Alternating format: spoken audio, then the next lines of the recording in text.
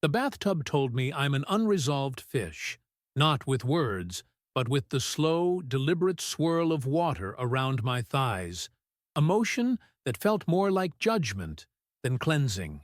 I sank deeper into the lukewarm water as the porcelain pressed against my back like a cold, indifferent therapist, and the pipes below exhaled the kind of groan you'd expect from a forgotten god waking up in a retirement home made of mildew and regret.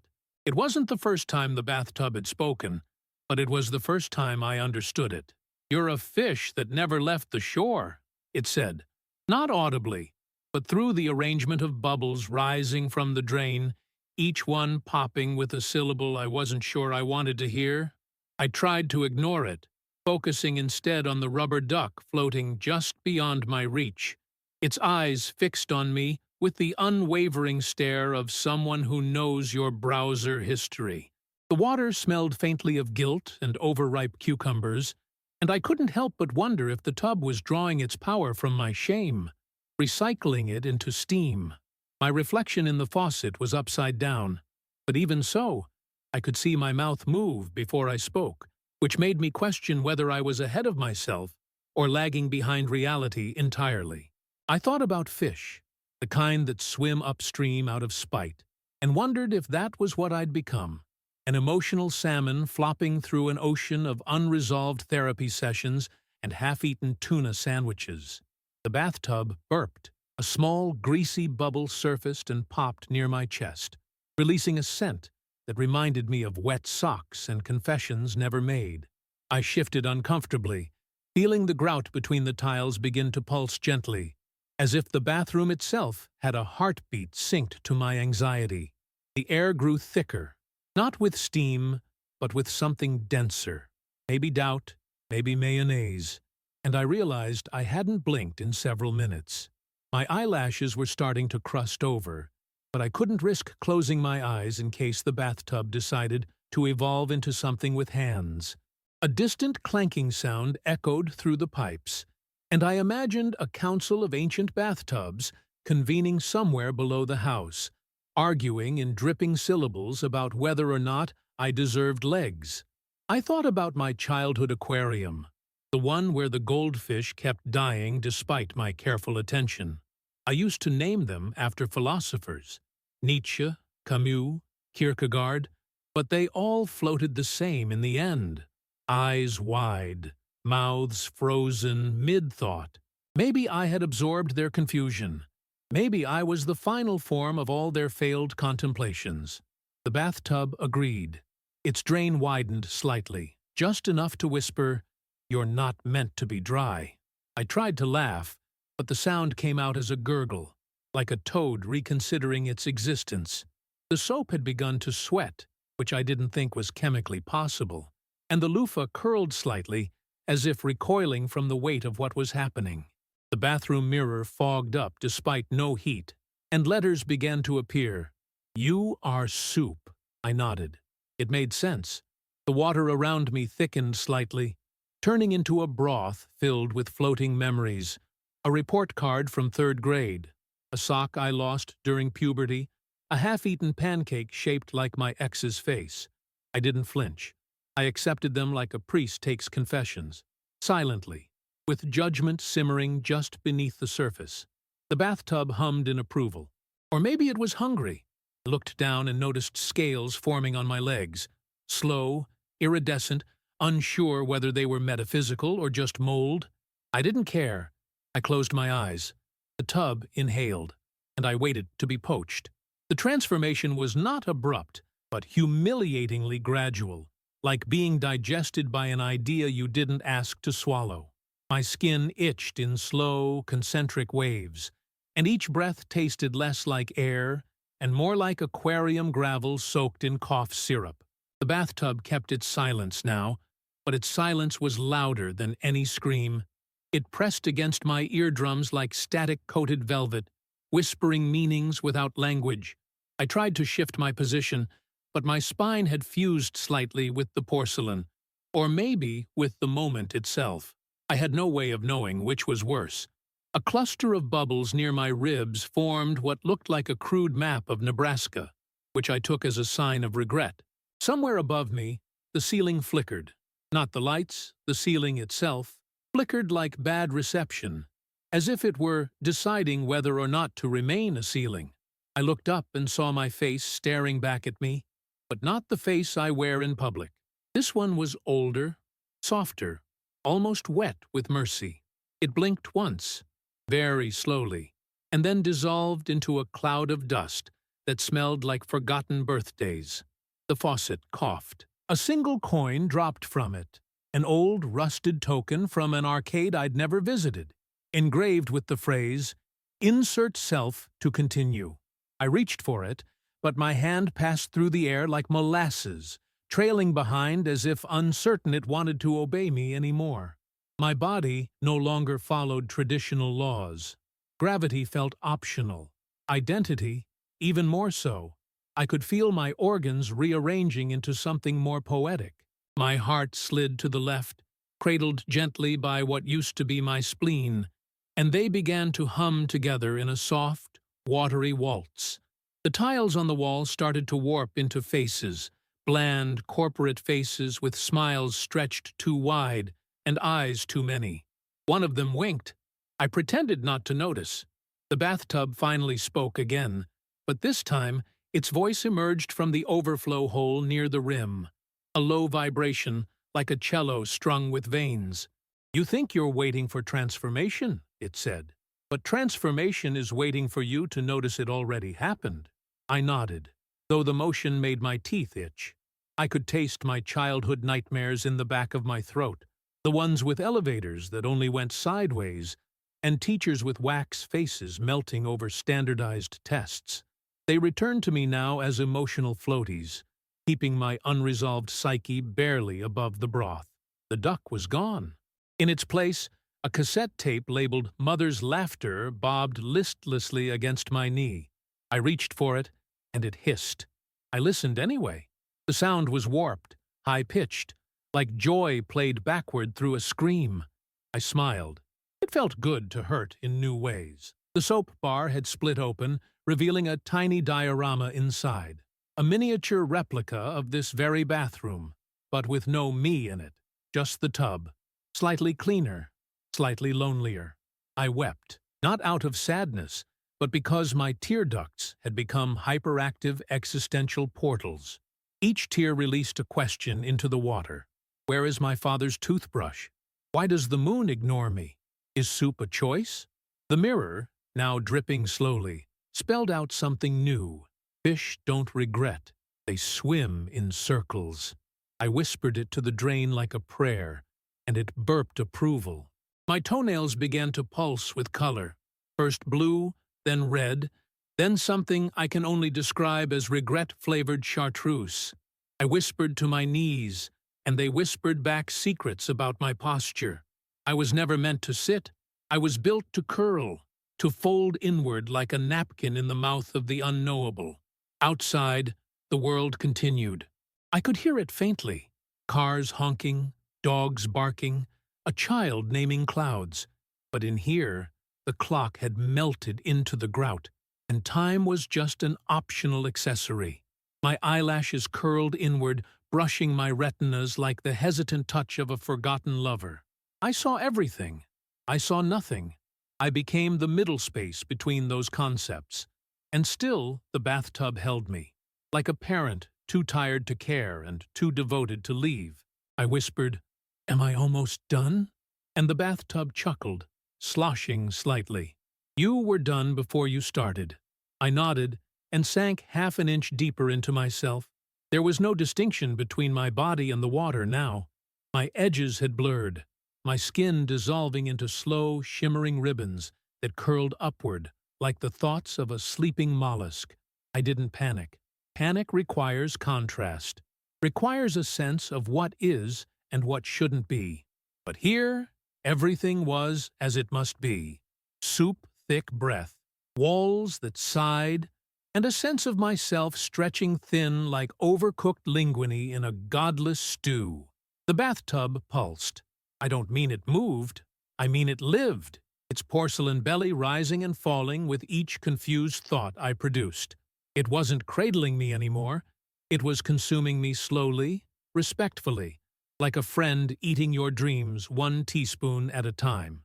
I spoke aloud, though my mouth was gone. If I am a fish, then what is my ocean?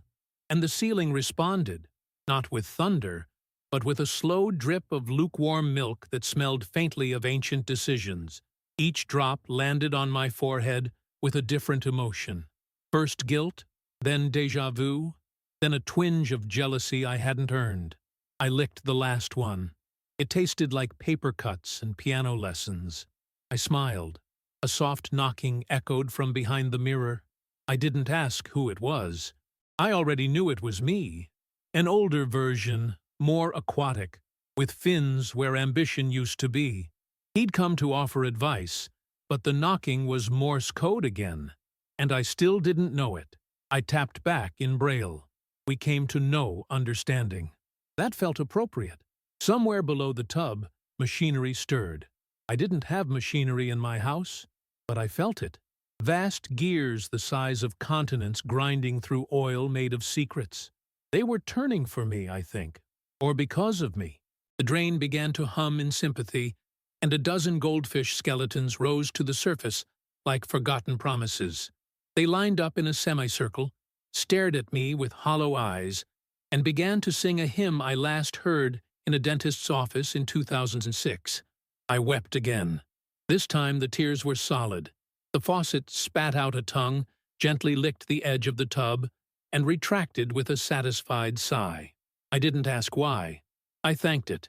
The act of thanking made my kneecaps dissolve into vapor, which floated upward and stuck to the ceiling like spiritual cobwebs.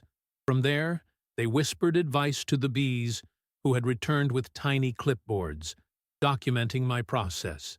In the corner, the shampoo bottle toppled over slowly, reverently, as if bowing to a force it couldn't comprehend. A trail of viscous lavender liquid crawled toward me, letter by letter, spelling out the phrase, "Stop swimming if you want to float." I recited it backward, and the bathtub laughed, not out loud, but through a brief surge of warm water that tasted like philosophy and faint disappointment.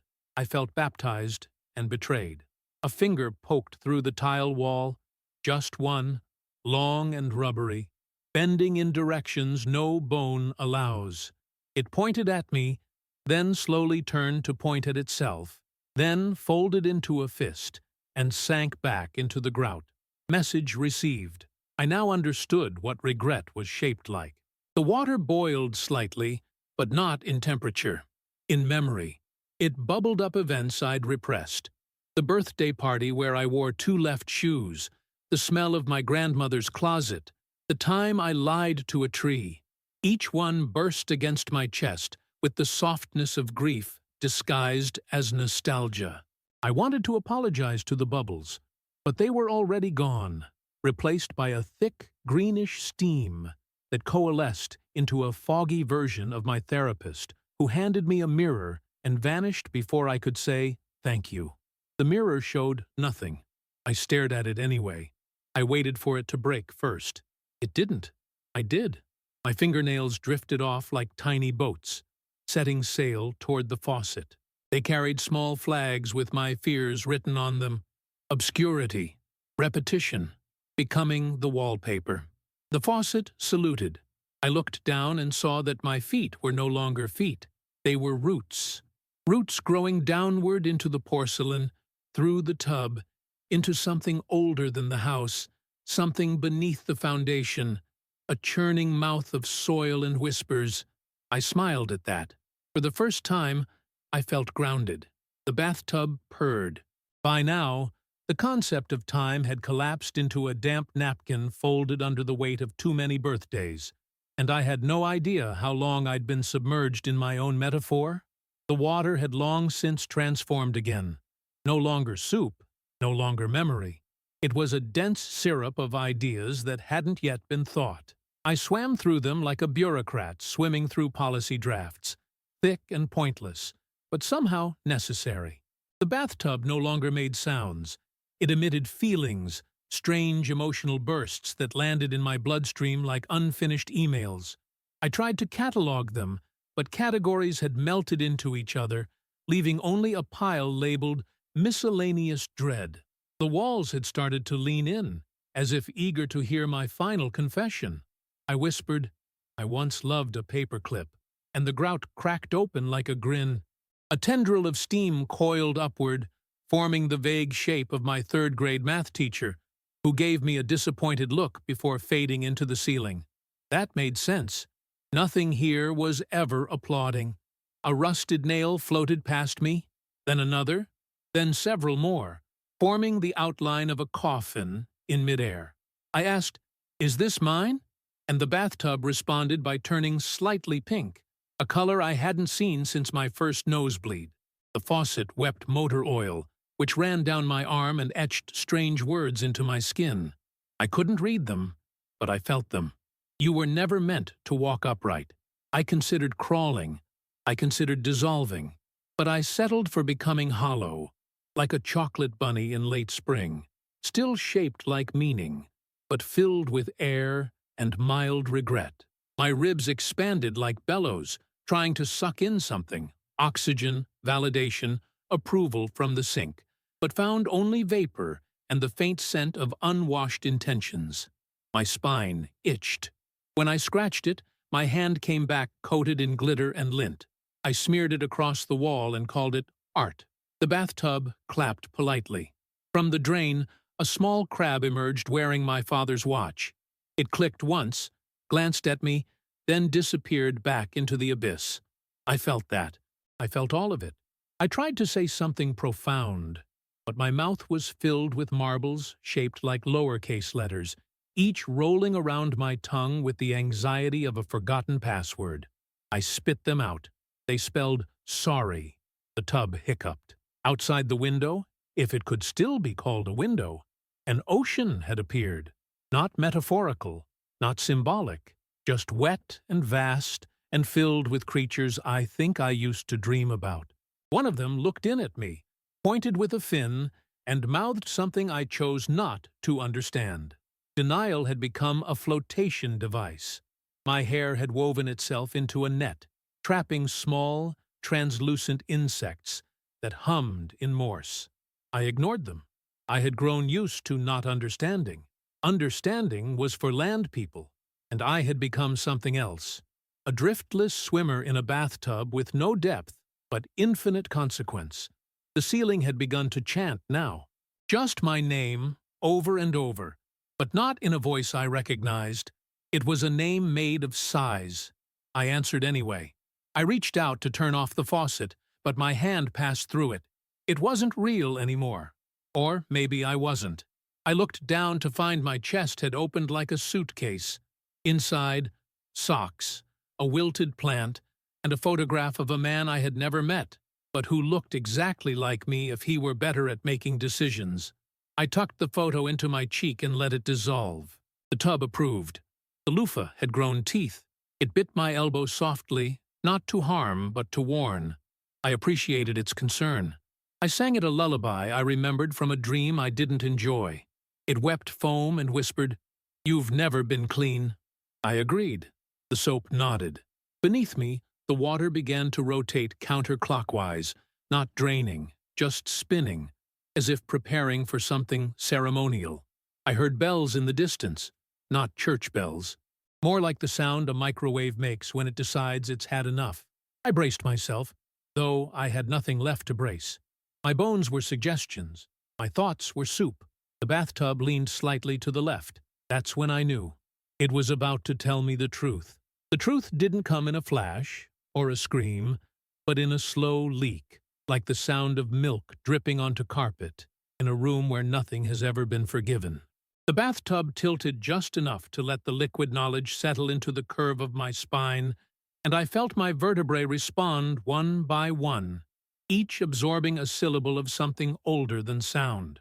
I braced for revelation and received a shrug. The truth, it turned out, was mundane, like discovering your entire personality was based on a childhood misunderstanding about what clouds are made of. I wanted something divine.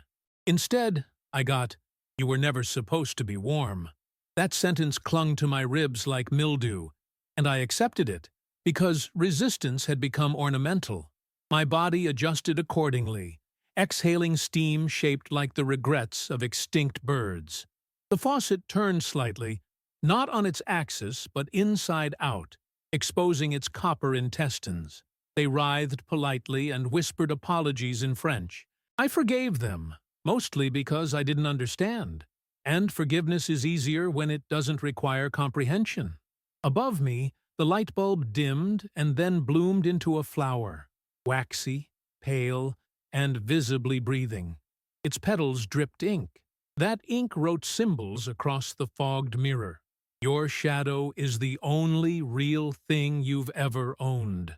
I nodded too fast and felt my eyebrows melt.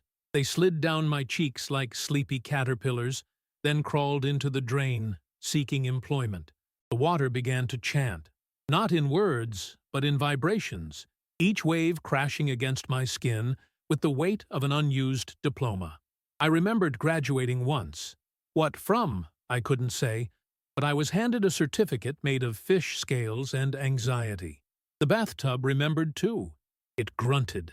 The grout between the tiles formed mouths, small ones, uneven and chapped. They began whispering secrets I had buried in my socks, lies I told to avoid intimacy, the time I stole gum from a gas station, how I still dream of being swallowed by a vending machine. I wanted to silence them, but their gossip tasted like peanut butter and déjà vu. It was delicious. In the corner, the drain belched up a single gold coin engraved with the word never. I tried to use it to pay for forgiveness, but the tub just absorbed it. You think redemption is transactional, it burbled, but you're not even carrying the right currency. I reached into my lungs for spare change but found only wet feathers and static. The ceiling peeled away like a fruit rind, revealing a second ceiling made entirely of mirrors, none of which reflected anything consistent. In one, I was a child made of wax. In another, a crab wearing a graduation cap. In the third, I was soup. I accepted all versions. I waved to them. Only the crab waved back. Then came the knocking again, this time from inside the toilet. I ignored it.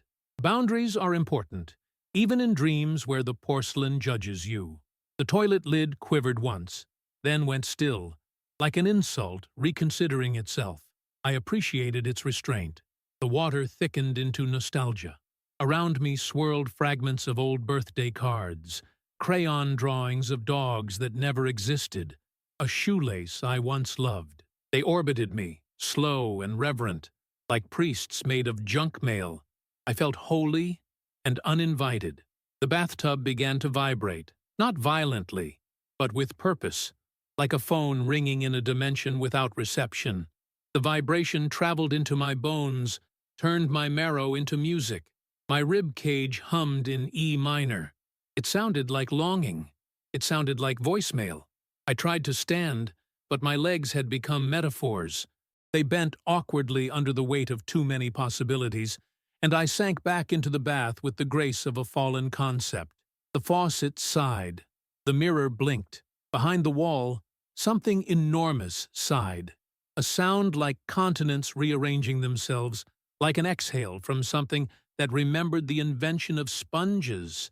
I whispered, "What do you want from me?" And the bathtub responded simply, "Reflection." So I closed my eyes and began to recall every mirror I had ever avoided, every puddle I stepped over without looking, every window I refused to believe contained my shape. One by one, I invited them back into me, and my skin tingled with uncomfortable reunion. My kneecaps apologized for the years of indifference. I forgave them. The water, now tepid and wise, wrapped itself around me like a final thought. The bathtub pulsed again and whispered, "Now you are ready to remember the fish." I did not recall the fish immediately. At first, I remembered only its absence, the negative space it once occupied in my childhood aquarium, the exact spot where water refused to ripple, where light bent wrong, where something ancient and slippery used to watch me without eyes. That absence had followed me, subtly, like a distant hum in my molars, or a shadow with incorrect intentions. Now, submerged in a broth of revelation and softened cartilage, I felt it circling again. The bathtub slowed its pulsing to match my breath, which by now had become a ritual more than a necessity, a performance for the remaining molecules of my former self. "You left the water before you were named," the tub said, its voice now deeper, more resonant, as if filtered through centuries of bathers who never dried off emotionally. "The fish remembers. It has been remembering you." The drain swelled. I didn't know drains could do that, but this one did. It bulged outward and birthed a fog shaped like regret. The fog floated toward me, pressed gently against my forehead, and entered. I tasted aquarium pebbles and cheap flakes of food that smelled like salt and futility. My gums receded slightly in reverence. I felt the fish then, not in sight or sound, but as a certainty, the kind that lives behind your kneecaps and only surfaces when you lie about being okay. It swam through my bloodstream, brushing against arteries like wind against a curtain. My heart skipped a beat, then asked if skipping was still allowed. The bathtub offered no answer. Above me, the mirror tiles began to flake off, revealing a mural underneath, an ancient depiction of a man with the head of a trout, holding hands with a bathtub full of stars. Around them, smaller figures wept soap bubbles into jars. I stared at it for hours, or seconds, or centuries. I had forgotten how long a moment could stretch when you've given up on clocks. The walls began to sweat seawater, real seawater. It tasted like memory and dead jokes. A small crab appeared again, this one with spectacles and a clipboard. It circled me once, muttered something about unfinished emotional paperwork, and disappeared into the grout. With a sigh, I apologized to the tiles. They responded with warmth. The faucet opened again, wider this time, and from it poured thousands of tiny, translucent fish. They spun around me in complex geometric shapes that spelled out phrases I couldn't read but felt profoundly judged by. One swam through my chest. I felt lighter, not happy, just more buoyant, like sadness that's been properly seasoned. I asked, "Is the fish me? Or am I the fish?" And the bathtub hesitated. "You are the unresolved echo of a decision made underwater." That felt accurate. I let it settle into my bloodstream like a sedative. Suddenly, my fingers began to dissolve, not disintegrate, but become vaporous, like breath on glass. Each fingertip whispered a memory as it disappeared. A bicycle crash, a midnight snack stolen, a long look in a parking lot that almost became love. I thanked them. My thumb refused to leave. It had unfinished business with the soap. From the edge of the tub, a toothbrush leaned forward and cleared its throat. I hadn't noticed it watching me this whole time. "You've been brushing the wrong direction your entire life," it said solemnly, then leapt into the water and vanished in a puff of mint. The bathtub groaned, not in pain, but like an old song remembering its own melody. The water began to glow faintly, and within it I saw the fish, truly now, not just presence, but form. It had my eyes. It had my regrets. It opened its mouth and said nothing. I wept. The tears re-entered my body through my navel. "I don't know how to be a fish," I whispered. "You never had to," said the tub. "You only had to stop pretending to be dry." The mirror reassembled, piece by piece, and this time reflected only the fish, floating gently in an infinite tub that stretched beyond walls, beyond houses, beyond logic. I was not in the tub anymore. I was the tub, and the fish was soaking inside me. Being the bathtub was not as liberating as I had hoped. There was no applause, no sudden influx of divine wisdom, only the heavy realization that I now contained everything. The water, the fish, the silence, the mildew creeping slowly behind the curtain, and the echoes of every failed cleansing attempt. My surface was cold porcelain, cracked in invisible places, my belly filled with lukewarm prophecy. The fish swam inside me lazily, disinterested in my identity crisis, as if to say, "This was always the plan." Around my rim, candles lit themselves, flickering with flames shaped like forgotten birthdays and unresolved therapy sessions. The tiles on the wall leaned in to observe me, their grout lines twitching with anticipation. They whispered to each other in grout language, which sounded like static being chewed. One tile broke into a grin and said, "Congratulations. You've reached appliancehood." I would have laughed if I still had lungs. Above me, the ceiling opened like an eyelid. Through it, I saw not sky but layers of carpet, each one thicker and more judgmental than the last. A shoe stepped down, just one, and hovered over my basin as if deciding whether to stomp or bless. It dripped honey. The honey hit the water and formed words. You bathed in your past and came out furniture. The fish nodded solemnly. From the faucet, which now resembled a swan's neck, came a procession of small objects. A broken clock, a moldy VHS tape labeled Truth, a wet shoelace tied into a knot that resembled my childhood home. Each one floated for a moment before sinking gently into the fish's path. It ignored them all except the shoelace, which it nibbled on thoughtfully. I felt every chew like memories resurfacing without context. Then, something unexpected. A hand emerged from the drain. Not a human hand, but a hand-shaped memory, made of mist and regret. It reached toward the surface, trembling slightly, then placed a rubber duck into the water. The duck looked at me with glazed indifference and began to speak in a voice identical to my mother's answering machine from 1998. "You left the stove on," it said. "You left yourself on." The fish swam a slow circle around the duck, then blew a bubble that rose and popped against the air like a soft slap of understanding. I realized I had never truly bathed, only marinated in denial, steeped in soap-scented lies. The duck began to sing a lullaby in reverse. I joined in, humming through the vibrations of the tub's ceramic soul. On the windowsill, a cactus sprouted an eye. It blinked once, twice, then turned away in what I assumed was shame. The mirror, now shattered again but deliberately, rearranged its shards into a mosaic that spelled out, "You're clean enough." I wasn't sure if that was comfort or condemnation. The fish seemed unbothered.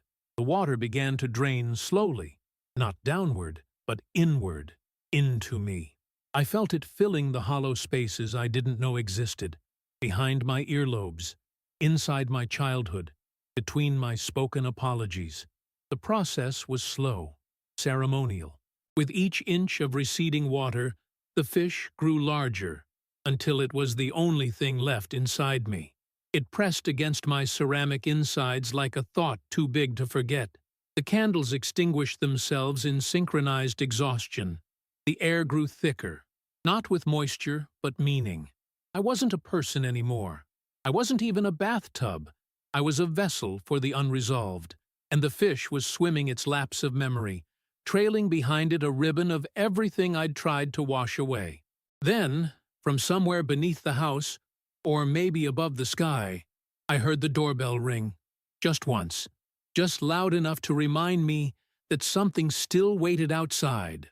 The doorbell echoed through the bathroom like a forgotten obligation, bouncing off the tiles with the weight of a memory I had never made, but somehow missed. I, the bathtub, felt the vibration crawl through my enamel, settling into the grout with a kind of resigned dread. The fish inside me paused mid-swim, turned one glassy eye toward the sound, and exhaled a bubble that rose slowly, like an accusation dressed as curiosity. It popped against the air and left behind the faint scent of old rain and unopened letters. The doorbell rang again, this time slower, as if unsure whether it was supposed to insist. I couldn't move toward it. I had no legs, no feet, no ambition beyond the slow, warm lapping of existential soup within me. But I could feel its presence at the threshold of reality. Whoever, or whatever, was there had not come for small talk. It had come to collect. A crack formed in the ceiling above, from which a single marble dropped. It bounced once on the edge of the tub, then rolled into the water and sank with impossible gravity. The fish followed it with a sudden jolt, as if it recognized something ancient in the marble's spiral pattern, something from before language.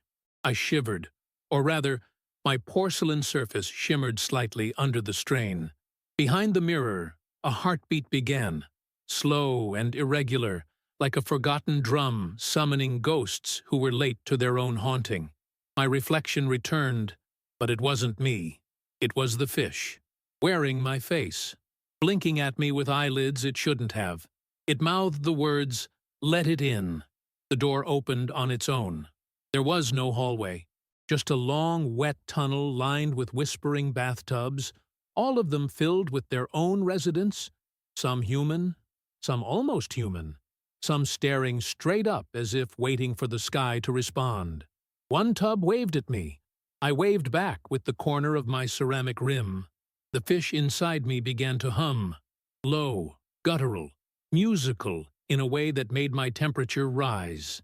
From the doorway emerged a figure made entirely of condensation, dripping, pulsing, forming and unforming at the edges. It moved like steam and smelled like chlorine and old secrets. Its face was a perfect reflection of my third-grade teacher, but its body was shaped like my worst intentions. It stepped toward me, not walking, just advancing, and placed a hand gently on the side of the tub. I didn't flinch. I couldn't. "You called us when you lied to the water," it said. "I didn't mean to," I replied, though I hadn't spoken aloud in what felt like centuries. "But you did," it insisted, pressing its fingers into the porcelain. Cracks spread instantly, like lightning frozen in ceramic. "You said you wanted to be clean, but what you meant was you wanted to be forgotten." The fish began to glow. My insides boiled with fluorescent regret.